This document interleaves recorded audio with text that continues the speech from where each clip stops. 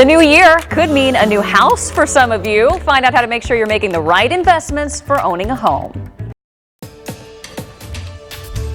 For some of us, a new year could mean a new financial outlook, and one of those ways to help the money in your bank account could be to invest in a home. We have Patrick Dennis from Bank of Little Rock Mortgage here to tell us how to achieve your home ownership goals. Are there a lot of people buying houses here in the new year?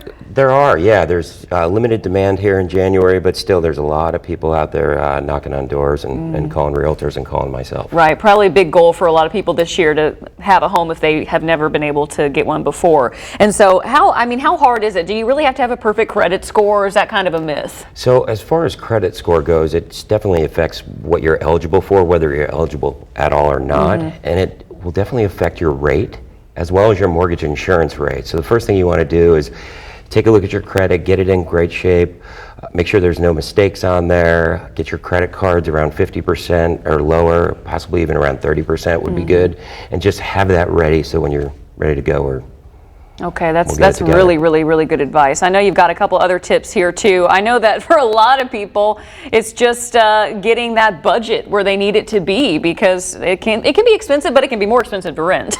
Right. So what you want to do is you want to get yourself set with something that's affordable. Okay, your payment structure with all your other credit card payments and such. Make sure you know what you can afford, not what you're qualified for, but also you want to know what's in that whole mortgage payment, such as taxes, insurance, and we have an online calculator that'll help you do that. Okay, so those are some good tips you're seeing there on your screen as well. And I know one of the big questions too is how to find the right mortgage type. I feel like there are a lot of people out there trying to get you to get a mortgage. How do you know which one is the best? Yeah, so there's not a one-size-fits-all for that. We have several different options, and once we figure out your credit, we'll figure out your down payment amount, look at a couple other factors.